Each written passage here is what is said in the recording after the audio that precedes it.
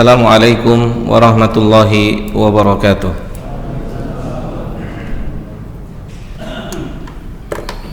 Alhamdulillahi rabbil alamin. Segala puji milik Allah subhanahu wa ta'ala, Rabb semesta alam, yang memberikan kita semua berbagai macam kenikmatan. Hitung satu persatu. Salawat dan salam semoga Allah subhanahu wa ta'ala senantiasa memberikan dan mencurahkannya pada Nabi kita tercinta Nabi Muhammad sallallahu alaihi wasallam, pada keluarganya, kepada para sahabatnya, dan kepada siapa saja dari umat beliau yang istiqomah mengikuti ajaran beliau sampai hari kiamat nanti. Jamaah yang dimuliakan oleh Allah subhanahu wa ta'ala, kita akan melanjutkan kembali kajian kita dari kajian kitab Al-Kabair karya Al-Imam Adz-Dzahabi rahimahullahu ta'ala rahmatan wasi'atan, yang kurang lebih 4 bulan atau 5 bulan ya terhenti ya Pak ya, 4 bulan 5, kurang lebih 5 bulan. Dan pada kesempatan malam hari ini kita akan memulai kembali membuka kitab tersebut, membahas bersama-sama salah satu karya ilmiah ulama, tentunya dengan mematuhi protokol kesehatan, dengan tetap mematuhi protokol kesehatan. Dan setelah itu kita bertawakal kepada Allah subhanahu wa ta'ala, karena rukun daripada tawakal itu terdiri dari 2 perkara. Yang pertama, badlu as-sabab. Yang pertama, melakukan sebab.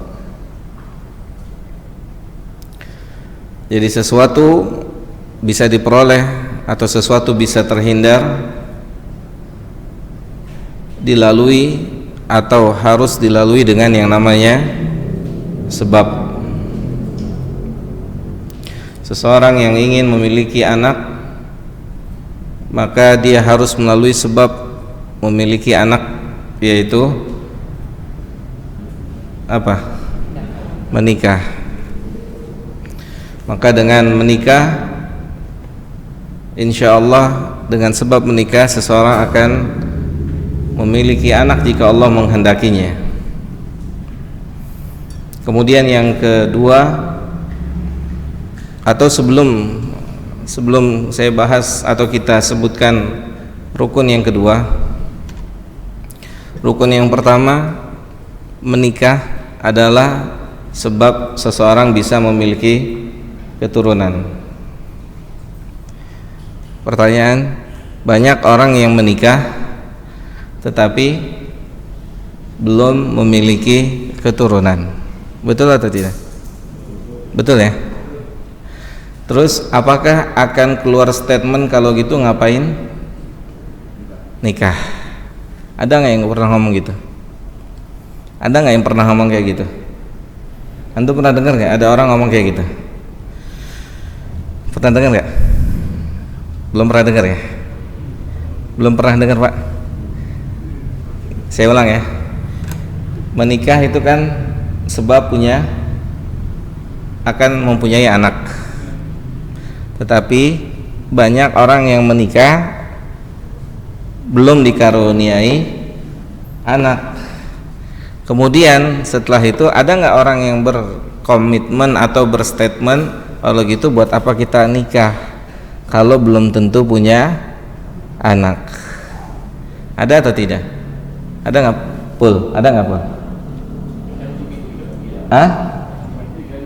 LGBT pikiran begitu? Kok ente tahu? Waduh, mencurigakan ya antum nih Pul. Apa? Oh iya, mungkin kayak begitu ya. Ini ada kaitannya juga, misalkan gini, ada kaitannya dengan sahabat Nabi Muhammad SAW ketika Nabi SAW berkata kepada para sahabat, tempat duduk kalian sudah ditentukan di surga dan di neraka. Nabi bilang gitu kan, semua listnya yang masuk surga dan yang masuk neraka itu sudah ada. Apa respons dari sahabat? Kalau gitu buat apa kita beramal atau beribadah kalau sudah ditentukan? Lihat kata Nabi apa? I'malu, beramalah, faqulukum muyassarun lima khuliqa lahu. Setiap kalian diberikan kemudahan untuk apa kalian diciptakan. Tetap Nabi bilang berusaha. Maka tetap usaha itu harus dilakukan. Kalau yang usaha saja belum tentu mendapatkan hasil, bagaimana yang tidak berusaha? Mafhum? Mafhum ya? Yang usaha saja belum tentu mendapatkan hasil, bagaimana orang yang tidak berusaha? Di sini ada pelajaran tauhid akidah, tauhid rububiyah. Apa pelajaran tauhid rububiyahnya? Apa pelajaran tauhid rububiyahnya? Siapa yang bisa? Di rukun pertama ini ada pelajaran tauhid rububiyah. Apa pelajaran tauhid rububiyahnya? Siapa yang bisa jawab?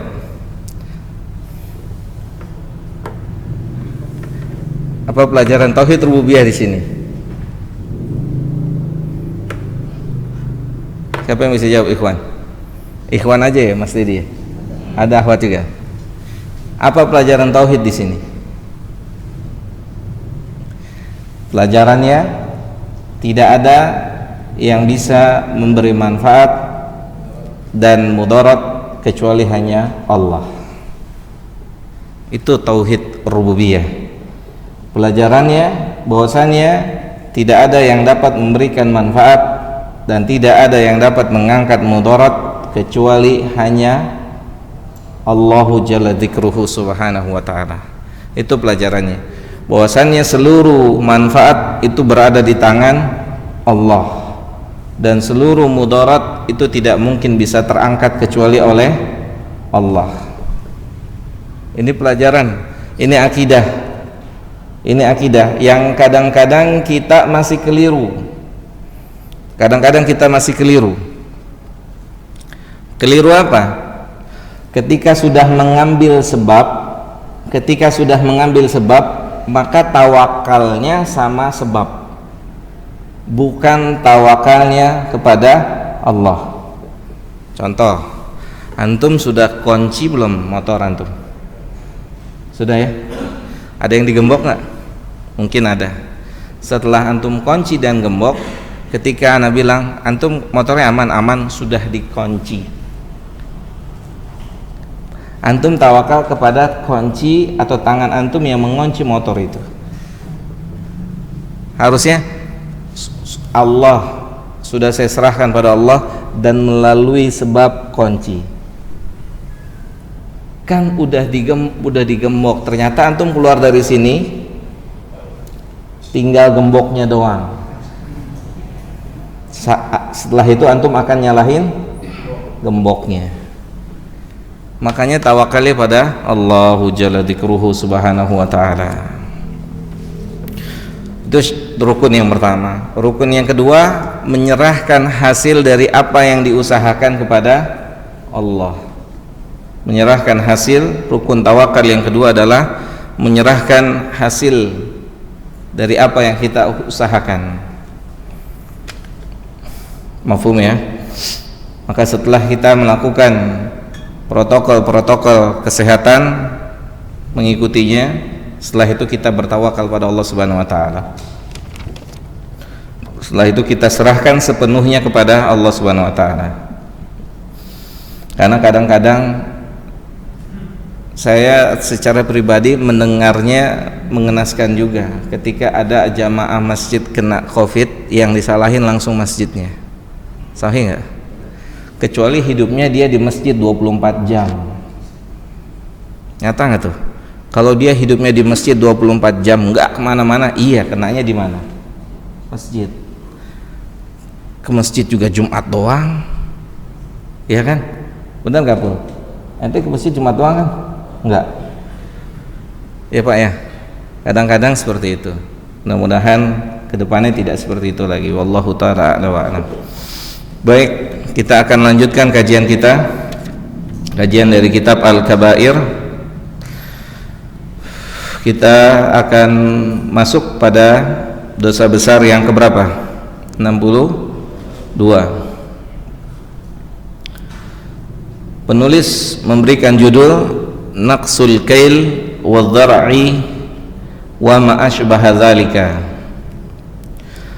yaitu mengurangi timbangan, yakni dosa besar mengurangi timbangan, mengurangi takaran, dan yang serupa dengan perkara tersebut, dan yang serupa dengan hal tersebut. Masuk di dalam hal yang serupa, para ulama mengatakan jual beli yang tidak dengan timbangan pun masuk ke dalam perkara ini. Jual beli yang tidak dengan timbangan pun masuk dalam perkara ini. Sebagian ulama memasukkan jual beli tawar menawar. Ada orang yang kalau menjual barang itu nggak suka di apa? Ditawar ya? Nggak suka ditawar. Orang tipe seperti itu. Ketika dia menjual, dia nggak suka barangnya ditawar dengan harga yang rendah. Ada? Dan ketika dia membeli barang, gimana Pak? Nawarnya kayak dari ujung Monas sampai bawah, nukik 100.000 bang, mahal amat. Berapa? Goceng. Ada gak yang gitu? Ada atau enggak? Ada. Makanya ada sebagian dulu senior saya dulu, saya juga dapat cerita dari teman satu kelasnya. Salah satu pengalaman yang dia ambil sekelas dengan yang dia ceritakan, yakni dia jarang sekali ketika membeli barang menawar. Ketika membeli barang menawar, karena dia khawatir saat dia menjual barang dia nggak suka ditawar. Dan ini masuk dalam wailun lil mutaffifin. Mafhum? Jelas?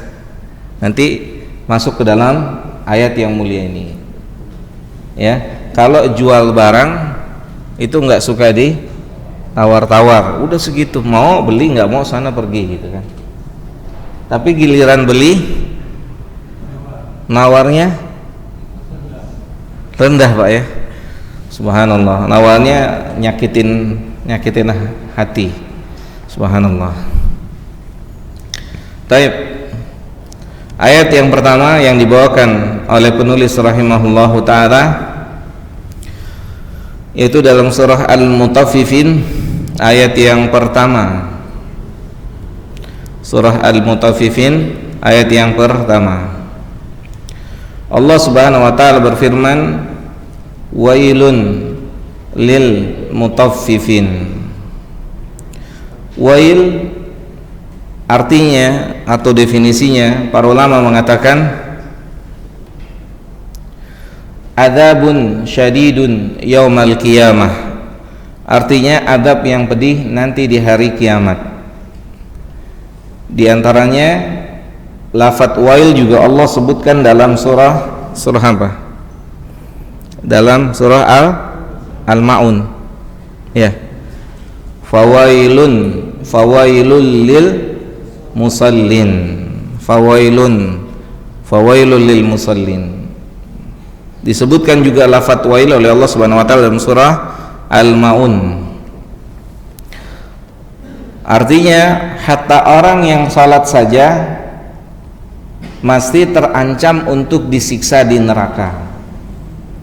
Makanya di sini butuh kita mengingatkan diri kita sendiri, keluarga kita, dan siapapun orang yang terdekat dengan kita atau siapapun kaum muslimin dan muslimat agar saling mengingatkan bahwasannya bersungguh-sungguh dalam ibadah adalah sesuatu hal yang diperlukan, terutama dalam ibadah sholat. Karena masih banyak orang Islam, mungkin termasuk diantaranya kita, yang ketika mendirikan sholat asal-asalan. Ada nggak? Mungkin kita kerjakannya bagus ketika di masjid, saat dilihat oleh teman kita, saat dilihat oleh orang yang ada di masjid. Tapi boleh jadi kita sholatnya berantakan ketika kita sholatnya di rumah sendiri. Mulai berantakannya dari mana? Dari pakaian. Mungkin nggak antum sholat di rumah pakai kaos oblong? Mungkin atau nggak, Mas Dedi? Baru bangun tidur gitu kan, bangun tidur mau sholat subuh, ngelihat jam udah jam 6 misalnya gitu kan, langsung kamar mandi, wudhu dengan baju yang dipakai. Mungkin atau tidak? Mungkin. Bahkan mungkin saja terjadi bukan hanya subuh, tapi juga ada di sholat-sholat 5 waktu yang lainnya, tidak diperhatikan keindahan pakaian saat berhadapan dengan Rabbnya subhanahu wa ta'ala. Fawailun, celaka, ya, celaka. Kemudian para ulama mendefinisikan wail artinya adalah adab yang pedih yang akan Allah subhanahu wa ta'ala berikan dalam ayat ini untuk siapa? Untuk al-mutaffifin, yakni penulis mengatakan alladzina, siapa itu al-mutaffifin? Beliau mengatakan alladzina yanqusuna an-nasu wa yabkhasuna huquqahum fil kaili wal wazni. Qauluhu alladzina idaqtalu 'alan nasi yastawfun. Dalam ayat ini Allah jalla dzikruhu menerangkan manusia yang terancam akan mendapatkan adab yang pedih kelak nanti di hari kiamat, maka adalah mereka yang curang di dalam timbangan. Nanti di sini disebutkan sebab turun ayat yang mulia ini, yakni ada seorang pedagang di kota Madinah yang memiliki 2 timbangan. Dia punya 2 timbangan. Satu timbangan dikala dia menjual dan satu timbangan saat dia membeli. Dua timbangan yang berbeda. Paham ya? Dia punya 2 timbangan, Pak. Seharusnya timbangan itu hanya 1. Seharusnya timbangannya nggak beda. Antara timbangan untuk menjual dengan timbangan untuk membeli itu nggak boleh beda. Ini sebab turun ayat yang mulia ini. Dulu di Madinah, sebelum Nabi Muhammad SAW hijrah ke Madinah, itu seluruh jual belinya begini. Para ulama sebutkan, Pak, sebelum datangnya Nabi ke kota Madinah, yakni hijrah dari Mekah ke Madinah, kembali ke Madinah Al-Munawwarah atau Madinah An-Nabawiyah. Sebagian ulama tidak menganjurkan mengucapkan nama Madinah itu Al-Munawwarah. Al-Madinatu Al-Munawwaratu. Antum sering dengar ya lafaz ini ya. Di antara Syekh Utsaimin rahimahullahu taala dalam kitabnya Qaul Mufid ala Kitab Tauhid, beliau memberikan petunjuk bahwasannya sebagian ulama tidak mensyarahkan atau tidak membolehkan bahkan mengucapkan Al-Madinah Al-Munawwarah, yakni kota Madinah yang telah mendapatkan cahaya. Kenapa? Karena seluruh kota yang telah masuk Islam di dalamnya maka disebut juga Al-Munawwarah. Paham, Pak? Mafhum ya? Seluruh kota yang ada di permukaan bumi ini, baik Indonesia, negeri Indonesia atau negeri-negeri yang lainnya, ketika Islam ada di dalamnya, maka kota tersebut berhak untuk disebut dengan Al-Munawwarah. Misalkan Jakarta, kita sebut Jakarta sudah masuk Islam, kemudian menyebar Islam, dijalankan agama Islam, maka Jakarta pun disebut dengan kota Al-Munawwarah, kota yang telah mendapatkan cahaya terang, cahaya Islam. Maka para ulama mengatakan yang lebih tepat untuk mengatakan atau menggandengkan lafaz Al-Madinah yakni dengan lafaz An-Nabawiyah. Al-Madinatu An-Nabawiyah, yakni Madinah kotanya Nabi sallallahu alaihi wasallam. Baik. Jadi di antara sebab turun ayat yang mulia ini saat Nabi Muhammad sallallahu alaihi wasallam mendatangi atau berhijrah ke kota Madinah, yang didapati oleh Nabi kita tercinta sallallahu alaihi wasallam yaitu seluruh perdagangannya seperti ini. Ya, para ulama mengatakan seluruh atau sebagian besar dari perdagangan seperti ini, curang.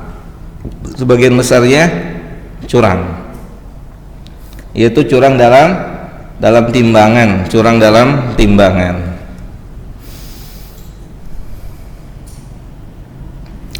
Qala Suddi lamma qadima Rasulullah sallallahu alaihi wasallam al-Madinata, berkata al-Imam As-Suddi rahimahullahu taala, ketika Nabi Muhammad sallallahu alaihi wasallam datang ke kota Madinah,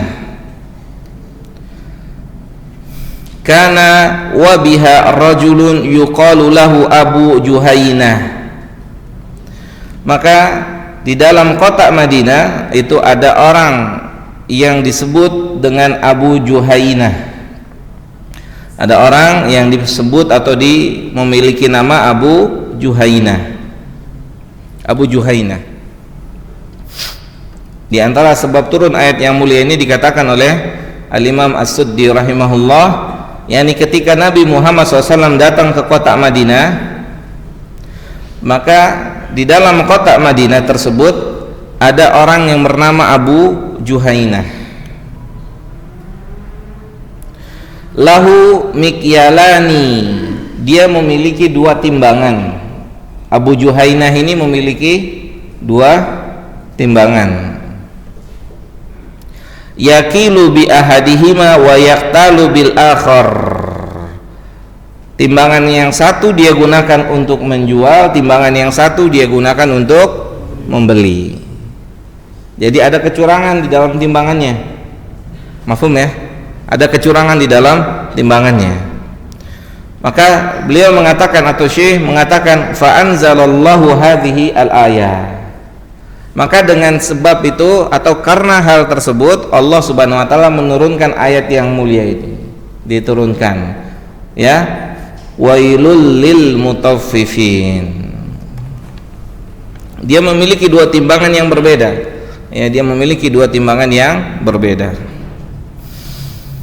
Kemudian berikutnya penulis mengatakan An Ibnu Abbasin radhiyallahu taala anhu qala, dari Ibnu Abbas, semoga Allah Subhanahu wa taala meridhoi dia dan bapaknya, yakni Abdullah dan Abbas. Ibnu Abbas mengatakan, qala Rasulullah sallallahu alaihi wasallam, Nabi Muhammad sallallahu alaihi wasallam bersabda, Nabi bersabda, khamsun bi khamsin, 5 untuk yang 5 untuk yang 5, artinya sebab akibat. Ketika dilakukan 5 perkara maka ada 5 akibatnya, ada sebab, ada akibat, sebab akibat. 5 untuk yang 5, dilakukan 5 perkara ini maka akan memiliki dampak 5 juga, akan memiliki dampak 5 juga. Mafhum? Jelas? Taib. Qalu ya Rasulullah wama khamsun bi khamsin. Kemudian para sahabat yang mendengar ini dari Nabi Muhammad SAW, mereka bertanya kepada Nabi Muhammad SAW, apa yang dimaksud dengan 5 untuk yang 5? Ya, 5 untuk yang 5. Jika 5 perkara dilakukan, jika 5 perkara dikerjakan, maka akan mendapatkan akibat 5 hal atau 5 perkara juga. Qala, maka Nabi Muhammad SAW bersabda, ma naqada qaumun al-ahda illa sallatallahu alaihim aduwahum. Yang pertama, 5 untuk yang 5 yang pertama. 5 untuk yang 5 yang pertama yang disabdakan oleh Nabi Muhammad SAW, yaitu tidaklah satu kaum, tidaklah seseorang atau siapapun juga membatalkan sebuah perjanjian, membatalkan sebuah akad, membatalkan sebuah akad. Akadnya sudah sah. Misalnya kita ambil contoh, ini akadnya akad apa saja? Akadnya sudah sah nih, akad jual beli misalnya sudah sah, sudah bertemu antara siapa? Penjual dan pembeli. Kemudian sudah berpisah antara penjual dan pembeli, sudah berpisah mereka. Artinya akad itu sudah sah, akad itu sudah sah menurut syariat. Kemudian salah satu di antara keduanya membatalkan akad itu tanpa ada uzur syar'i, tanpa ada uzur yang diperbolehkan oleh syariat ini. Perlu contoh nggak? Perlu contoh? Contoh, misal ini sering terjadi. Ini sering terjadi. Ana ngontrak ruko. Ana ngontrak ruko. Selama berapa? 2 tahun. Ruko itu ana gunakan untuk berdagang. Ruko itu ana gunakan untuk berdagang. Sudah ada tanda tangan antara ana pihak yang apa? Menyewa dengan pemilik. Dua belah pihak tanda tangan, ana akan bayar untuk 2 tahun dan ana gunakan selama 2 tahun. Kemudian berjalanlah perdagangan ana di toko atau di ruko tersebut. Kemudian perjalanan ana berdagang di toko tersebut melejit, laku, laris, melambung tinggi, luar biasa. Dan pemilik ruko tahu. Pemilik ruko tahu. Pemilik ruko tahu, Masya Allah. Misal saya kontrak 2 tahun 100 juta. Misal omset saya satu bulan di situ bisa lebih dari 100 juta. Atau taruhlah 500 juta. Omset 1 bulannya. Berarti 100 juta untuk 2 tahun itu nggak ada apa-apanya kan? Betul nggak? Nggak ada apa-apa. Wah, kecil nih. Kata siapa? Kata pemilik itu ruko. Maka di pertengahan perjalanan sebelum berakhir 2 tahun, sang pemilik ruko memutus akad. Memutus akad. Saya mau ambil kembali ruko saya. Saya mau batalkan akad kita. Itu maksud hadisnya. Mafhum? Karena akadnya sudah sah. Akadnya sudah sah. Jelas ya? Kapan dia boleh mengambil rukonya? Kapan? Setelah 2 tahun. Setelah 2 tahun, rukonya misalnya setelah 2 tahun kan ada akad baru nanti. Maka dia bilang, setelah 2 tahun ini ruko itu tidak saya perpanjang untuk dikontrakan atau untuk disewakan, maka saya akan kembali ambil lagi ruko itu. Maka ini tidak termasuk membatalkan akad, karena akadnya memang sudah selesai. Pinter pula antum pula, insyaallah. Udah ngopi. Karena akadnya memang sudah selesai. Gitu, kurang lebihnya seperti itu. Ya. Memutuskan akad, dan semua akad yang sudah selesai itu tidak boleh diputus. Enggak boleh dibatalkan. Kecuali ada uzur syar'i. Nikah bisa dibatalkan. Akad nikah bisa dibatalin nggak? Bisa atau tidak? Bisa. Kalau ada uzur syar'i.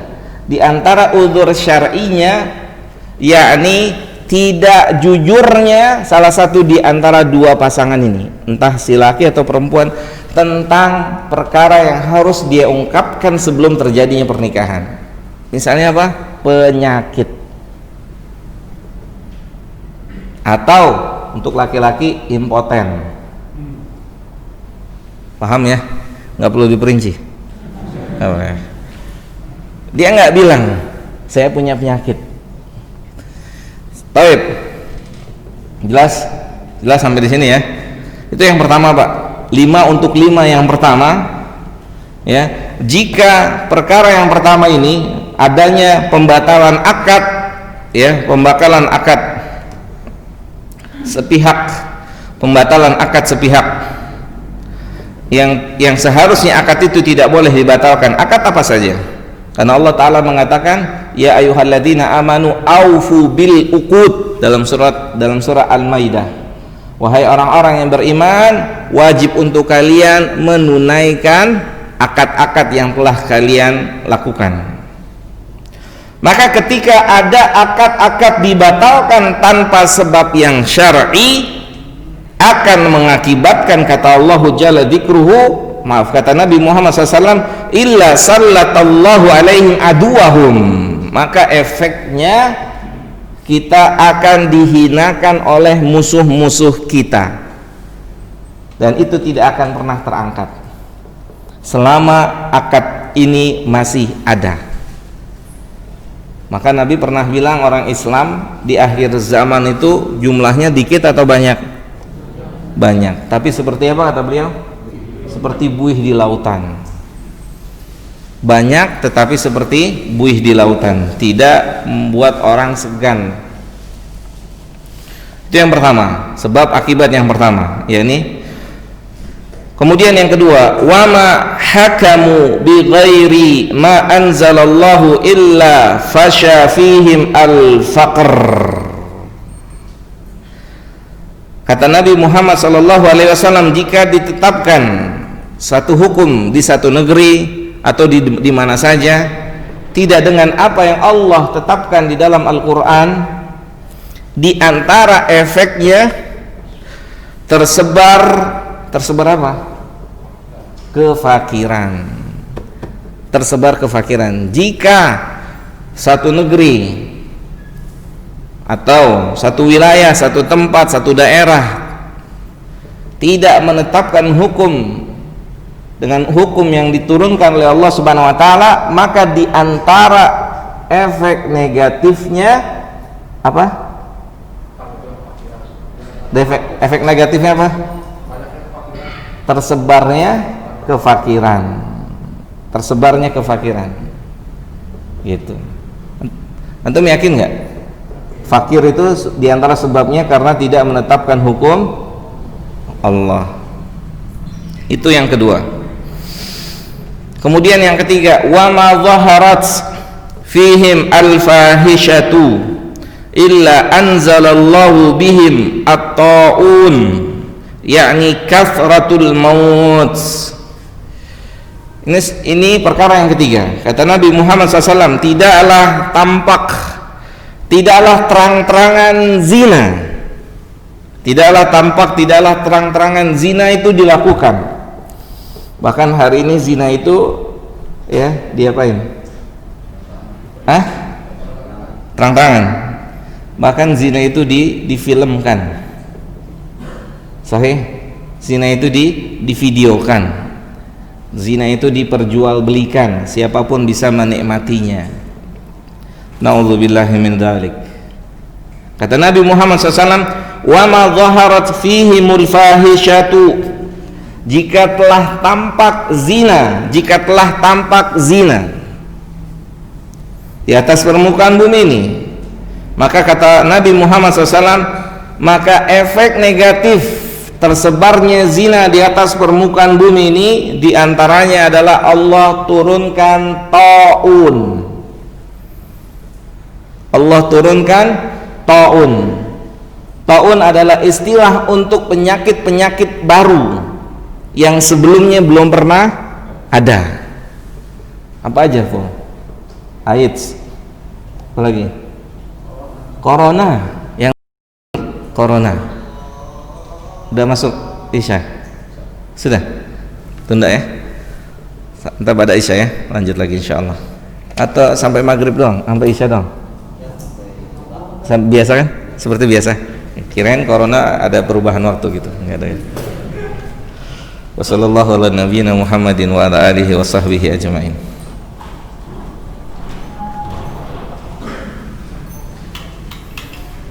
Rabbil alamin. Wassalatu wassalamu atamani akmalani ala mabu'uthi rahmatan lil alamin wa ala alihi wa sahbihi ajma'in. Dimuliakan oleh Allah Subhanahu wa taala, kita akan lanjutkan kajian kita dari kitab Al-Kabair. Qala muallifu rahimahullahu taala, berkata penulis, semoga Allah Subhanahu wa taala senantiasa merahmati beliau.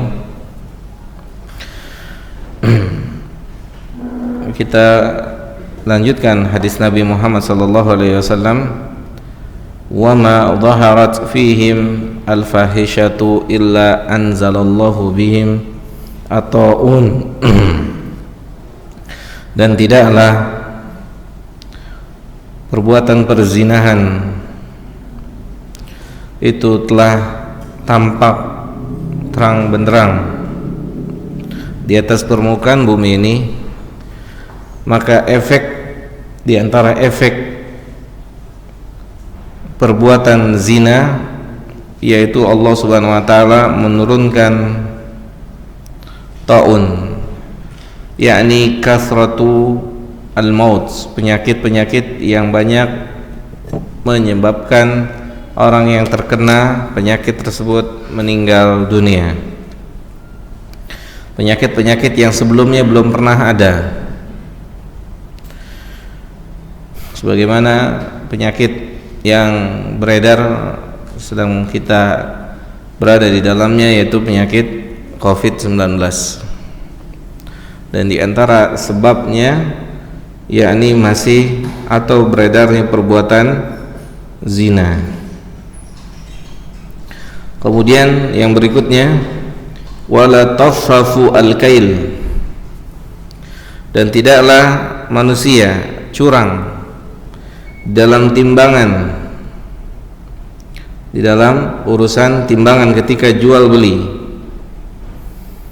kecuali maka efek dari kecurangan-kecurangan yang ada di atas permukaan bumi dalam pertimbangan, illa mana'u an-nabat wa akhadhu bisinina, maka efek negatif dari adanya kecurangan-kecurangan dalam takaran, dalam timbangan, Allah Subhanahu wa taala menjadikan tumbuh-tumbuhan tidak subur, tidak tumbuh, dan paceklik yang lama berkepanjangan tidak kunjung selesai-selesai. Maka di antara sebab yang kita imani adalah karena adanya kecurangan-kecurangan para pedagang atau beberapa pedagang, yakni curang dalam masalah takaran, yang perbuatan mereka mengakibatkan harus seluruh orang merasakan apa yang mereka lakukan. Jadi tidak tepat ketika pelaku maksiat mengatakan, apa kata pelaku maksiat? Badan-badan saya ketika saya mau mabok misalnya, ketika saya mau pakai tato misalnya, ketika saya mau tindik di hidung, di telinga, dan berbagai macam yang lainnya, ketika saya mau berzina, badan-badan saya. Kenapa antum yang repot itu? Ini perkataan yang keliru dan salah. Perbuatan antum, konsekuensinya kita pun merasakannya. Perbuatan yang dilakukan oleh manusia, makanya kan tidak boleh mendiami sebuah kemungkaran. Paling tidak kemungkaran itu harus diapain? Diapain? Di minimalnya apa? Diingkari di dalam hati, dibenci di dalam hati, tidak disukai. Itu paling minimal. Kata Nabi Muhammad SAW, tidak ada yang lebih rendah dari itu. Tidak ada yang lebih rendah dari itu. Yang paling rendah adalah di saat kita bukan yang termasuk bagian dari golongan yang pertama yang dapat merubah kemungkaran dengan apa? Dengan kekuatan, dengan tangan dan kekuasaan. Ketika kita bukan ada di dalam situ, maka pindah yang kedua dengan lisan atau dengan nasihat. Ketika kita juga bukan ada yang di dalam situ, maka yang ketiga yaitu kita ingkari di dalam hati kita. Bukan justru kita malah menikmati kemungkaran. Maka adanya kecurangan-kecurangan dalam timbangan-timbangan mengakibatkan kesulitan paceklik yang berkepanjangan lama yang tidak terangkat-angkat. Makanya dari sisi agama pun harus diperhatikan, bukan hanya dari sisi duniawi. Contoh nih,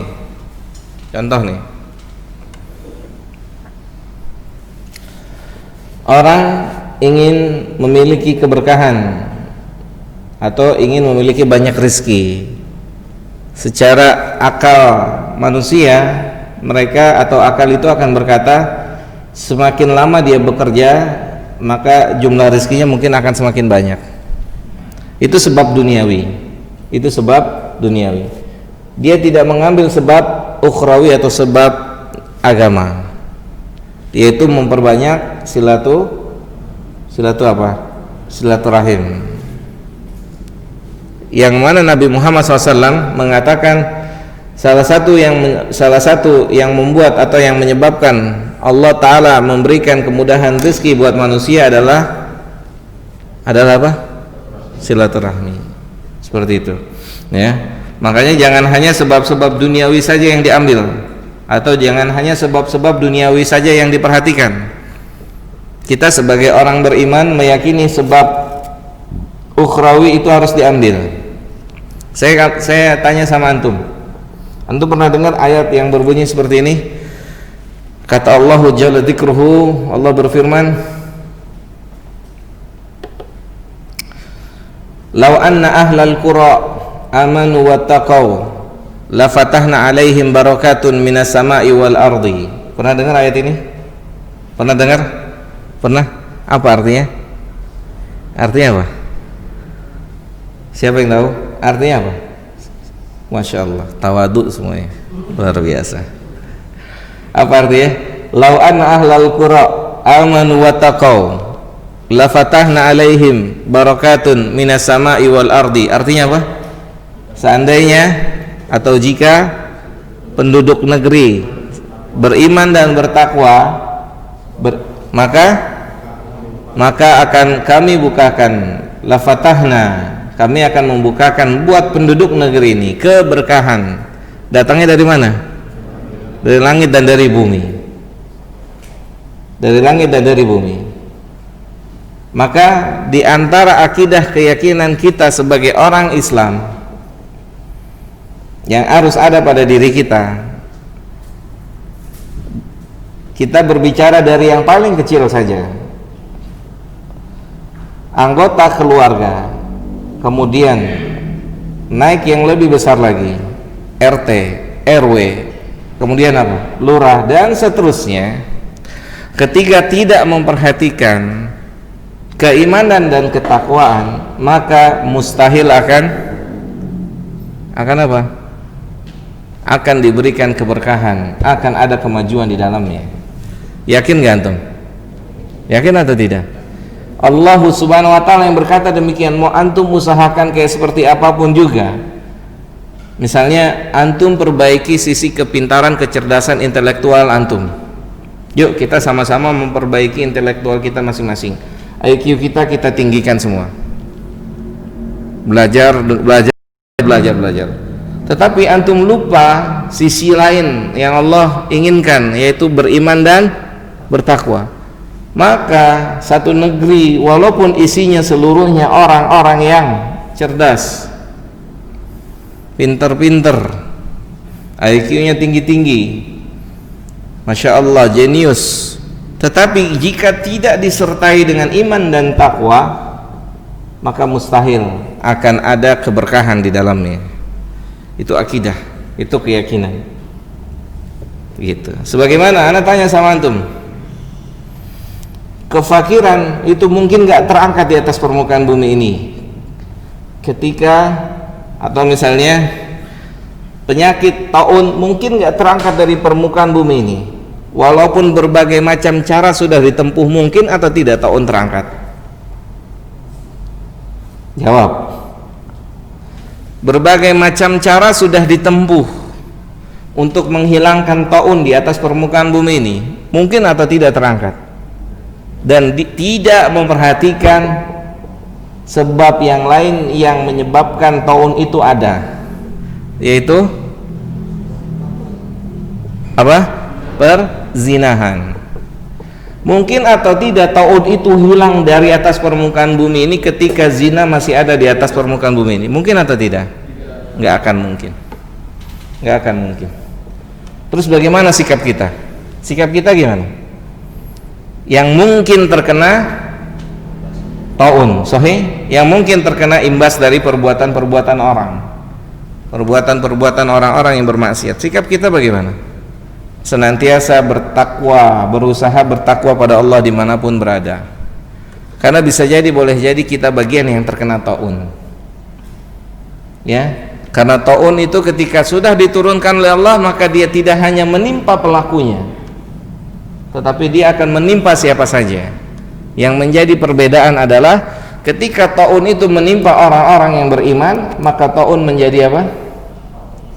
Menjadi rahmat buat dirinya, menjadi rahmat buat dirinya yang luas. Kalaulah duri yang menusuk tubuh seorang mukmin, Allah Subhanahu wa taala menghapuskan dosa dengan sebab duri ini, bagaimana taun? Paham? Kalau duri saja yang tertancap di tubuh seorang muslim atau muslimah dan dia sabar dengan duri tersebut, maka Allahu Jalla Dzikruhu menghapuskan dosanya dengan sebab duri itu. Bagaimana dengan orang yang tertimpa satu mudarat, satu penyakit yang lebih dari duri, seperti taun, sampai hilang nyawanya atau meninggal dunia? Mafhum ya?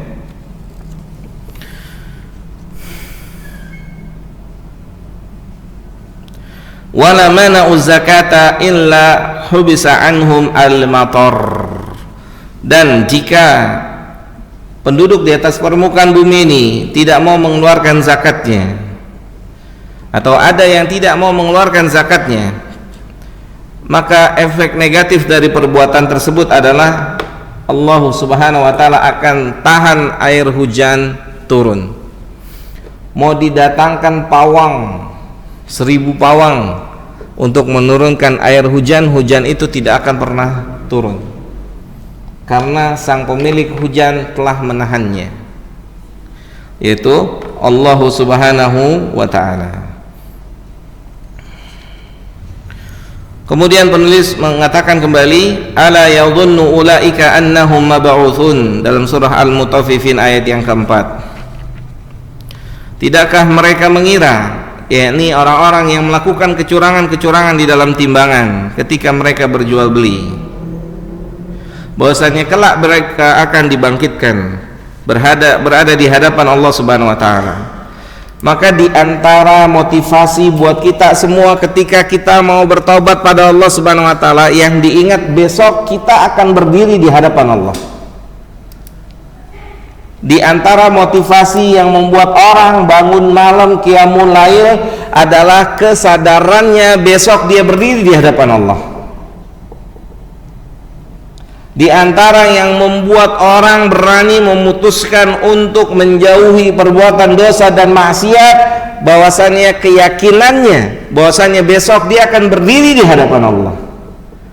Seperti ini Allah mengingatkan orang-orang yang curang dalam takaran, ala yadhunnu ulaika annahum mab'utsun. Bukankah atau tidakkah mereka meyakini bahwasanya besok mereka akan berada di hadapan Allah dan mempertanggungjawabkan kecurangan-kecurangannya?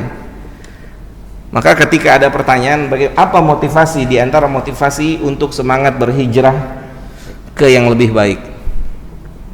Hijrah ke yang lebih baik. Di antara motivasinya adalah keyakinan di dalam hati ini bahwasannya besok kita akan berdiri di hadapan Allah, siapapun tanpa terkecuali, sebagaimana Nabi katakan demikian, setiap manusia berdiri satu-satu di hadapan Allah, satu-satu di hadapan Allah Subhanahu wa ta'ala, dan seluruh perbuatan kita nampak semuanya. Antum tahu audit ya? Audit. Bagaimana perasaan orang yang diaudit? Pak Dedi? Hah? Deg-degan, cemas, panik. Bagaimana besok kita semuanya diaudit langsung oleh Rabbul Alamin? Semuanya tanpa terkecuali. Kita diaudit langsung oleh Rabbul Izzah Jalla Jalaluhu. Bagaimana di hari itu? Ya. Maka ini salah satu perkara yang dapat memotivasi, membuat kita melangkah jauh lebih baik dalam hidup ini, ya. Baik orang yang baru akan hijrah atau orang yang sudah hijrah dan ingin naik kelas. Maka di antara motivasinya, besok dia akan berdiri di hadapan Allah Subhanahu wa ta'ala. Apa yang harus dia katakan tentang kehidupannya, tentang waktunya, tentang anggota tubuhnya, yang semuanya akan Allah tanyakan. Ditanya nggak anggota tubuh kita? Ditanya atau tidak? Ditanya. Kita dikasih anggota tubuh ini, ditanya oleh Rabbul Izzah. Kita dikasih waktu, ditanya oleh Allah Subhanahu wa ta'ala.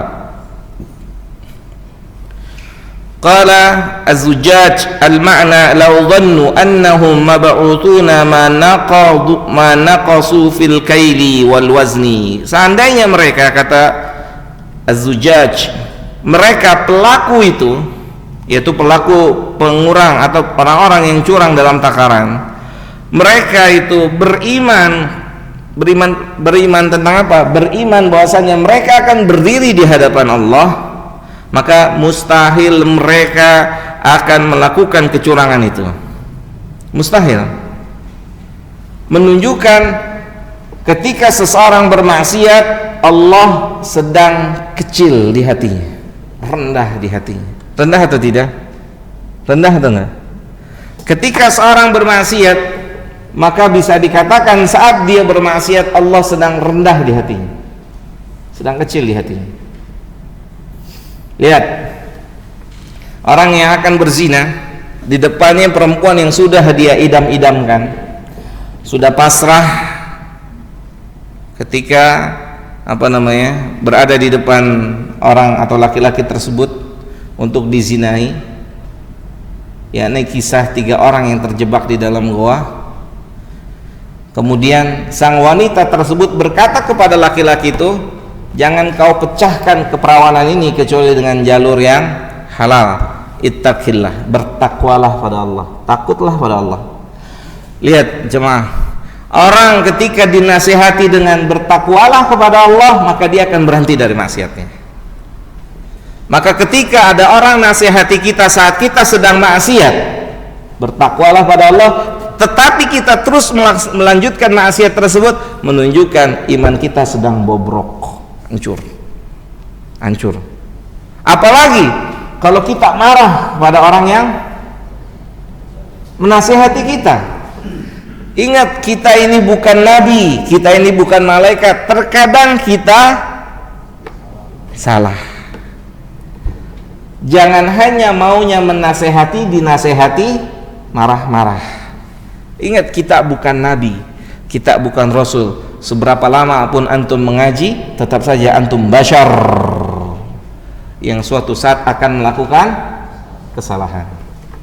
Seberapa panjang jenggot antum, seberapa panjang jilbab antunna, bukan artinya antum hidup lepas dari dosa dan kesalahan. Fadzakir fa inna dzikra tanfaul mu'minin. Berilah peringatan, karena peringatan itu bermanfaat untuk orang-orang yang beriman. Kita, ana dan antum saling membutuhkan nasihat. Saya butuh nasihat, antum butuh nasihat. Kita satu sama lain saling memberikan nasihat kebaikan. Liyaumin azimin, seandainya mereka beriman dengan hari yang besar, hari kiamat disebut dengan yaumin azim. Yauma yaqumun nas, saat manusia akan berdiri di hadapan Allah, bangkit dari kubur-kubur mereka menuju Allah Subhanahu wa taala. Kita semua akan bangkit kelak, bangkit dari alam kubur kita. Membedakan alam kubur dengan kuburan itu beda. Beda atau enggak? Beda enggak? Alam kubur dengan kuburan beda atau tidak? Kalau kuburan, antum paham ya? Kuburan tempat diletakkannya jenazah atau mayat. Letak, itu kuburan. Kalau alam kubur itu disebut juga dengan alam barzakh, yang kita nggak tahu di mana. Antum ada yang mau tahu? Ada yang mau tahu? Dan kita semua akan berada di alam itu. Berapa lama? Wallahu ta'ala alam, kita berapa lama di alam itu. Ya. Berapa lama kita akan berada di alam itu, nggak tahu. Mungkin 100, mungkin 200 tahun, mungkin 1000 tahun, mungkin lebih lama dari itu. Maka persiapan di alam itu harus lebih ekstra daripada persiapan di atas tanah ini. Makanya Nabi nggak khawatir antum kita hidup miskin, itu Nabi nggak khawatir. Pernah dengar hadis ini? Pernah dengar ya? Nabi bilang, mal faqra akhsha alaikum, bukan kemiskinan yang saya khawatirkan menimpa kalian. Nabi nggak khawatir kemiskinan, sallallahu alaihi wasallam. Bahkan ketika ada orang sholat kemudian jatuh, Nabi pimpin sholat berjamaah, kemudian di belakang kedengar ada sahabat ahlus suffah jatuh. Karena apa? Lapar. Setelah salam Nabi tanya, kenapa dia? Lapar, belum makan. Nabi bilang, kasihan ya, udah 3 hari, udah 2 hari nggak makan. Nabi mengasihani atau tidak? Enggak. Nabi bilang apa? Lau ta'lamuna, seandainya dia mengetahui, seandainya orang-orang miskin itu tahu,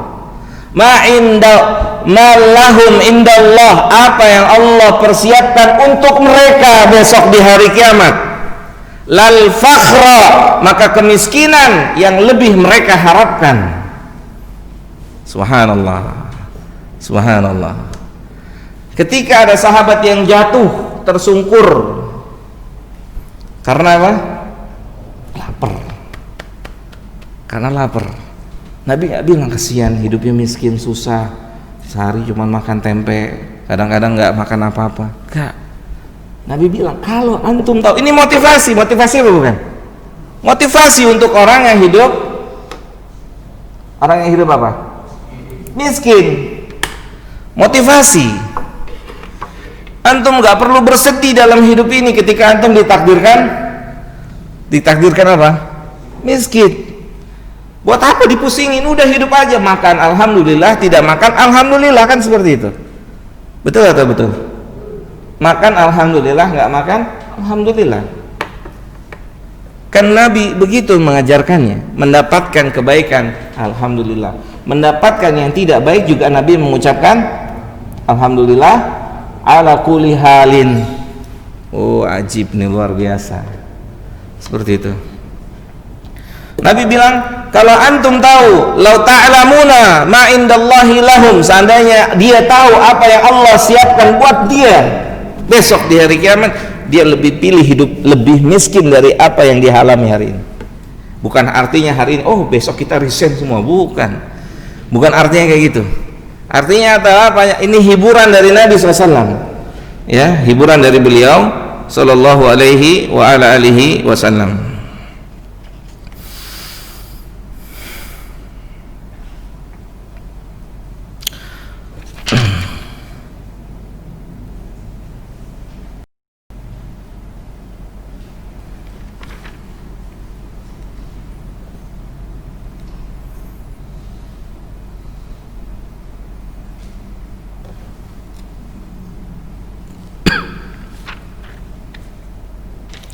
Saya bacakan sedikit lagi, setelah itu kita akan tanya jawab.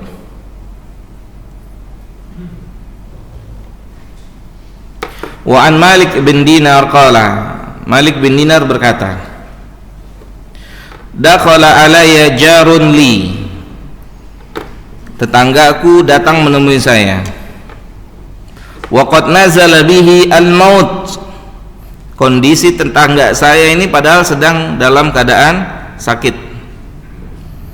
Ya, jadi Malik bin Dinar menceritakan tetangganya mengunjunginya, dan padahal tetangganya sedang dalam kondisi yang sakit.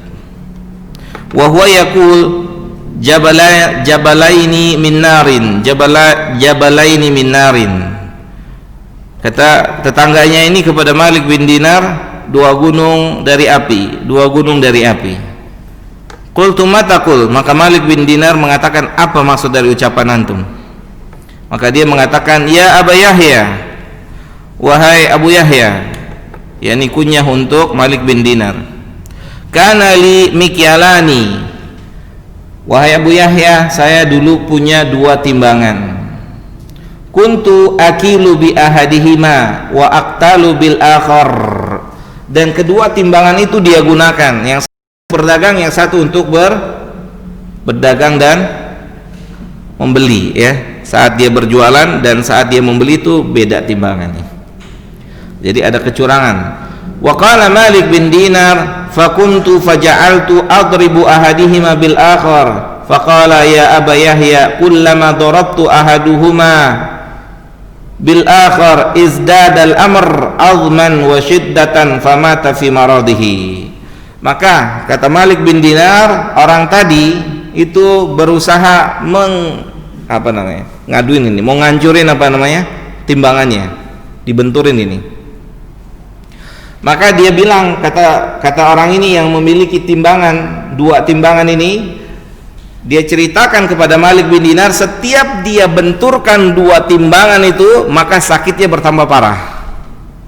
Sakitnya bertambah parah. Sampai akhirnya orang itu mati. Karena apa? Karena timbangan itu semakin parah, semakin dia hancurkan semakin parah.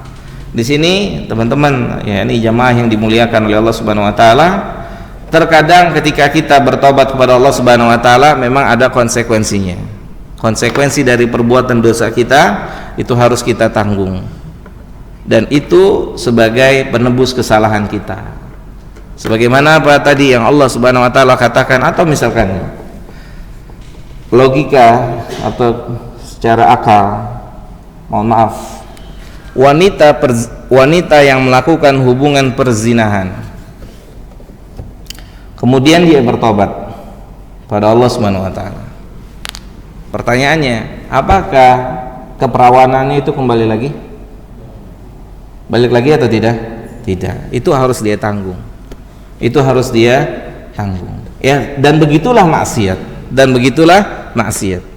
Maka bersyukurlah ketika Allah Subhanahu wa taala memberikan kita berbagai macam ujian atas dosa dan maksiat yang pernah kita lakukan. Semoga itu semua menjadi penghapus dosa-dosa kita dan menyebabkan kita tidak akan disiksa kelak nanti di hari kiamat. Bukan artinya setelah ini antum minta apa? Minta apa, Bu? Minta disegerakan hukuman. Tidak, nggak boleh. Boleh atau tidak minta disegerakan hukuman? Boleh apa enggak? Nggak boleh. Pernah ada suatu ketika orang mau meninggal atau sakit keras tapi nggak mati-mati di zaman Nabi. Maka Nabi berkunjung kepada orang itu. Kemudian Nabi bertanya pada orang itu, apa yang antum ucapkan sebelum sakit itu? Dia bilang apa? Dia minta agar Allah menyegerakan hukuman buat dirinya. Nggak ada yang sanggup. Siapa yang sanggup? Maka kata Nabi SAW, istighfar, minta ampun atas ucapan itu. Nggak boleh. Walaupun kita adalah manusia yang penuh dengan dosa dan maksiat, maka kita nggak boleh bilang, ya Allah, saya terima engkau mau ngapain saja saya di atas permukaan bumi ini, saya terima. Nggak ada yang sanggup, ikhwan. Nggak ada yang sanggup. Maka cukupkanlah dengan meminta maaf, meminta ampun dengan sebenar-benarnya kepada Allah. Mafhum ya? Dan ini semua yang kita bahas, yaitu kecelakaan, kerugian, adab yang besar buat pelaku jika pelakunya belum sempat bertobat. Karena seluruh dosa ketika pelakunya sempat bertobat, maka Allah Subhanahu wa taala Maha Pengampun. Mafhum ya? Wassallallahu ala nabiyina Muhammadin wa ala alihi sahbihi ajmain. Ada yang mau tanya? Fadhal. Silakan. Assalamualaikum warahmatullahi wabarakatuh. Waalaikumsalam warahmatullahi wabarakatuh. Masalah jual beli nih Pak Ustadz. Jadi akadnya sudah jelas. Contohnya orang jual beli motor. Jadi pada saat siang itu mau diambil pakai punya, sebelum jam itu biasanya suka ada yang ditukar. Jadi kayak bannya itu kan nggak kelihatan. Apakah kita wajib menasihati dan seperti orang pekerja bengkelnya juga itu berdosa juga melakukan itu? Terima kasih. Ya, kita bukan sebagai pedagangnya atau kita bukan sebagai pembeli dan penjualnya ya. Kita hanya sebatas orang yang mengetahui praktek itu ya Pak. Maka kalau kita mengetahuinya dan kita mampu memberikan nasihat, maka kita nasihati. Nggak ada masalah dinasihati. Ya, misalnya kita mampu untuk memberikan nasihat kepada pelakunya yang melakukan kecurangan itu, kita nasihati, nggak boleh antum hati-hati, ini penipuan, nggak ada keberkahan dalam jual beli antum. Nasihati nggak apa-apa Pak, gitu. Kalau memang kita mampu, mafhum. Tapi ketika tidak mampu, artinya dalam artian ya memang kita nggak punya kemampuan untuk mendakwahinya, memberitahunya, gitu kan. Maka kita ingkari di dalam hati kita sedalam-dalamnya. Yang terbaik kalau Bapak punya kemampuan, kewenangan untuk memberikan mendakwahkan, maka didakwahkan. Jelas Pak? Baik. Cukup Pak. Silakan. Waalaikumsalam warahmatullahi wabarakatuh.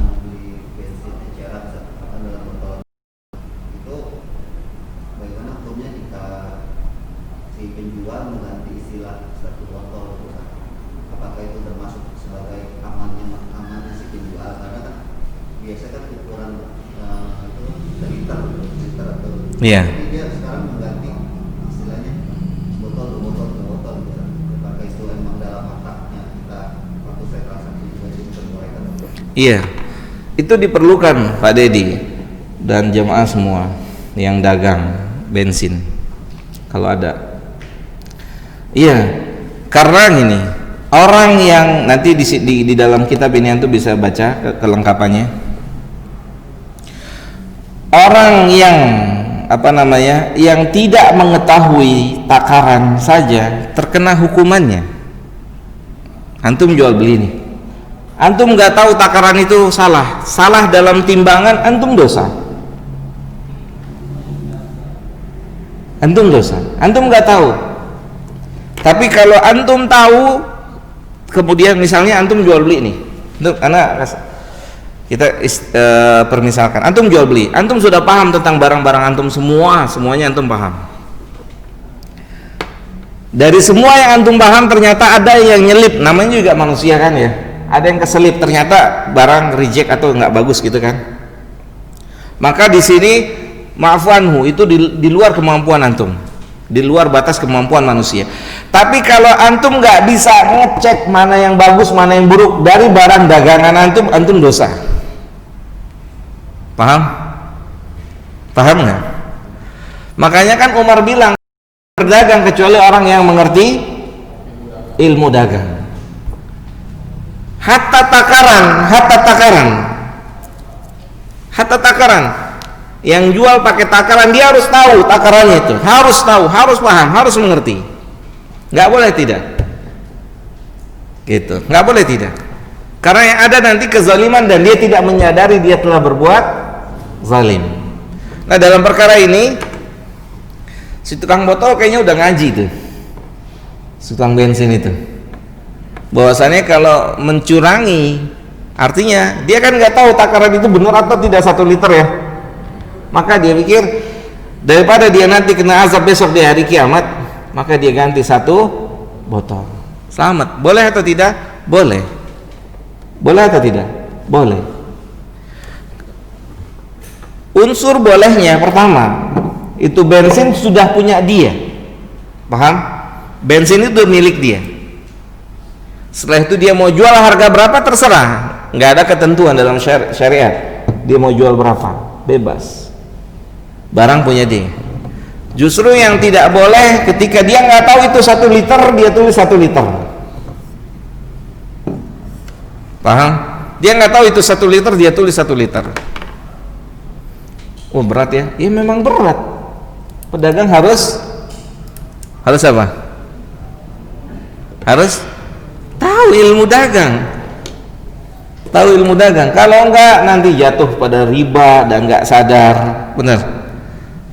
Dan seterusnya. Wallahu ta'ala a'la wa a'lam. Fadhal kalau ada lagi. Bagaimana hukumnya jika membatalkan transaksi yang sudah sesuai, tapi kedua belah pihak saling ikhlas ridho? Contohnya misalkan saya sewa ruko 2 tahun 100 juta, baru berjalan 1 tahun, kedua belah pihak sepakat untuk selesai, tapi uang yang buat 1 tahun setelahnya dikembalikan Dengan kesepakatan dua pihak. Kedua belah pihak disepakati. Tidak ada kerugian di dalamnya. Artinya gini. Saya perluas ya permasalahan gini. Jadi akad itu ada 3.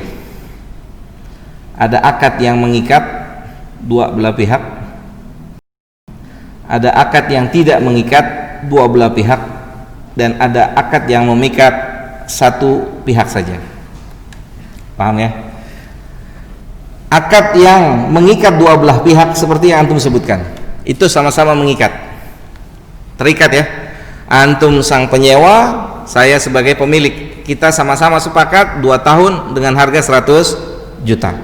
Dengan harga 100 juta. Kita sama-sama pemilik.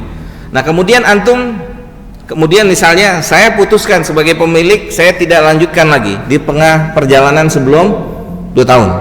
Maka ini tidak boleh. Ini membatalkan akad yang dilarang. Membatalkan akad yang dilarang. Kenapa? Karena akad kita adalah 1 tahun. 2 tahun ya. Akad kita adalah 2 tahun.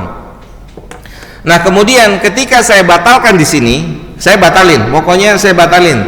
Saya tidak lanjutkan kontrakan ini. Maka dalam Islam antum boleh minta ganti rugi kepada saya 100% dari uang antum. Paham? Karena akad kita berapa? 2 tahun. Maka ketika saya potong, antum boleh bilang, oke, tapi saya minta uang dari antum 1 miliar. Boleh atau tidak?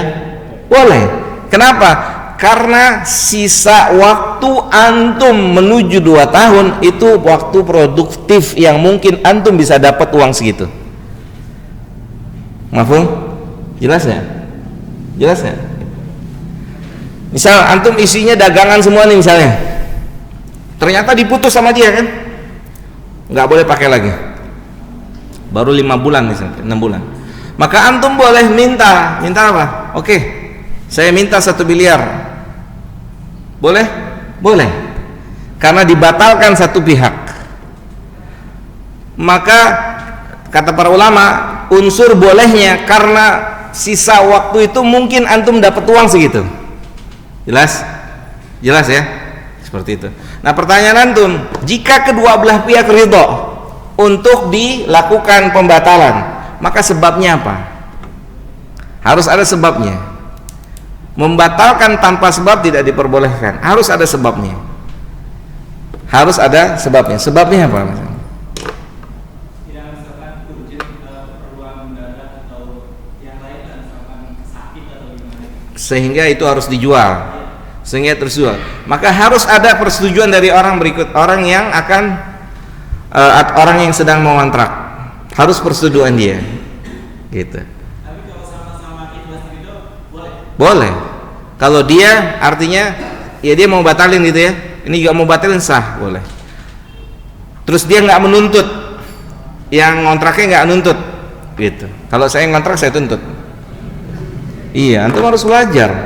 Iya. Karena apa? Nanti yang punya tanah di tahun kedua dia tinggiin harganya dari 100 juta ke 500 juta. Percaya nggak antum? Yakin nggak? Dan begitu rata-rata kayak begitu, benar nggak Pul? Benar nggak? Rata-rata kayak begitu. Antum punya ruko antum disewa orang 100 juta 2 tahun. Antum melihat ruko itu omsetnya 1 bulan 100 juta bahkan sampai 500 juta. Wah, kekecilan 100 juta 2 tahun, betul Pak Dedi? Pemilik akan berpikir seperti kekecilan, ntar tunggu 2 tahun. 2 tahun selesai akad, maka sang pemilik berkata kepada penyewa, antum mau lanjut? Iya, baik, saya tinggikan harganya 100%. Biasanya begitu, boleh? Boleh. Kenapa boleh? Karena akadnya sudah selesai yang pertama. Gitu. Maka di sini ada sama seperti tadi. Yang pertama kan yang dirugikan adalah yang menyewa. Wow, dia udah lagi lancar-lancarnya diputuskan begitu. Maka dia boleh tuntut, saya minta 1 miliar. Demikian juga sebaliknya. Ini orang ini yang nyewa lagi maju, lagi berkembang. Enggak, kayaknya 100 juta buat dia cuma ngedip doang misalnya. Ya kan? 100 juta tuh cuma ngedip doang. Enggak naik. Misalkan jadi 500 juta atau 1 miliar. Boleh. Mafhum, jelas? Jadi ada 3 kondisi. Ya tadi ya nanti antum belajar jual beli sama udah ada di sini ya? Belum ada ya? Ya nanti insyaallah mudah-mudahan. Jadi akad itu ada 3. Ada akad yang mengikat dua belah pihak. Ya, ada akad yang tidak mengikat dua belah pihak. Satu lagi akad yang mengikat satu belah pihak saja. Penjelasannya to be continue. Ya insyaallah. Mudah-mudahan kalau Allah izinkan. Ada lagi? Fadhal. Waalaikumsalam warahmatullahi wabarakatuh.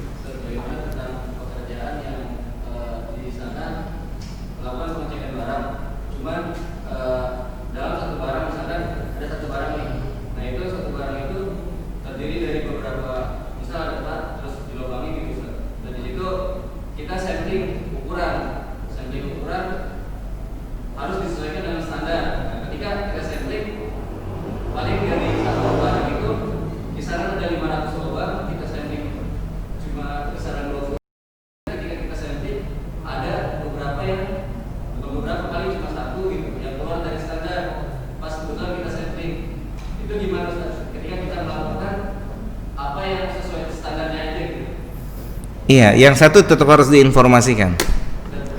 Tetap. Misal dari 20, dari 500 lubang di samping 20. Cuman ketika kita samping di 20, ternyata ada satu nih yang keluar dari standar. Bermasalah ya.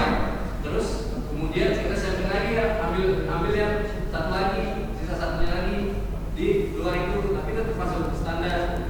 Itu gimana? Nah, yang satunya dikemanain? Cuman dalam satu komponen itu ya ada dalam prakteknya kan ketika pengerjaan barang itu kan ada mesin yang mungkin gimana gitu kan meleset sedikit gitu Ustaz. Iya. Baik. Kalau pekerjaan itu disengaja, artinya disengaja, sudah diketahui akan kayak begitu, maka nggak boleh. Antum tahu nih akan terjadi hal seperti itu misalnya, maka nggak boleh. Tapi kalau di luar pengetahuan antum, di luar jangkauan antum, maka saya sebagai produsennya konsumen, saya akan komplain, benar nggak? Saya akan komplain nih misalkan. Nah antum harus terima komplainnya, gitu. Itu yang disebut dengan khiyar uyub namanya, khiyar aib. Paham? Khiyar aib itu apa? Ketika antum keluarkan barang itu tadi. Misalkan barang itu saya beli, kan ada yang bermasalah satu. Kemudian saya tahu barang yang bermasalah itu, betul ya? Ditakdirkan misalkan saya tahu, maka antum harus bersedia mengganti barang ini senilai barang ini saja. Jelas? Itu namanya khiyar aib. Jadi ada beberapa pilihan. Ini seperti jual beli. Saya beli motor sama antum atau saya beli mobil sama antum, ternyata setelah akad sudah sah, ada kecacatan, kekurangan yang ada pada motor atau mobil yang antum sendiri nggak tahu, ya kan? Maka kalau antum tahu, haram jualnya. Antum jual itu haram kalau antum tahu, paham ya? Ada cacat di motor ini, ada cacat di mobil ini, antum jual pada saya dan antum tahu itu ada cacat, antum kasih tahu pada saya, maka haram itu, jelas. Tapi kalau antum nggak tahu, kemudian saya bawa antum nih, kendaraan antum bermasalah, maka dalam Islam diberikan yakni khiyar uyub, yakni bolehnya saya meminta uang untuk perbaikan ini, atau saya juga boleh memulangkan secara 100% barang itu dan saya ini. Mafhum?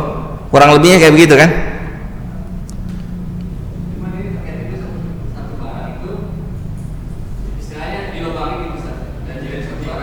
Iya.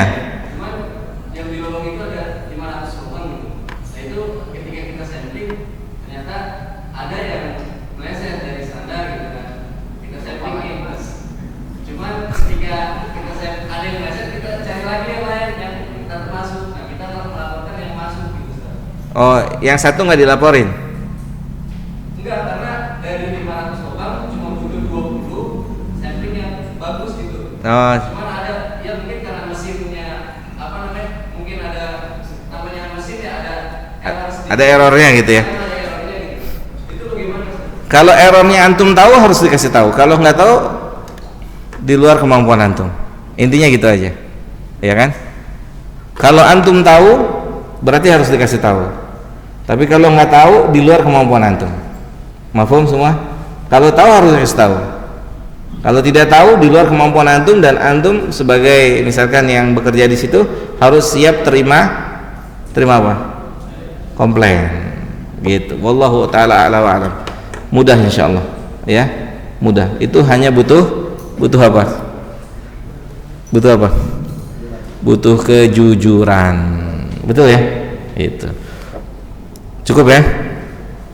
Mudah-mudahan bermanfaat buat kita semua. Wassallallahu ala nabiyina Muhammadin wa ala alihi wa sahbihi ajma'in. Subhanakallahumma bihamdika asyhadu an la ilaha illa anta astaghfiruka wa atubu ilaika. Assalamualaikum warahmatullahi wabarakatuh.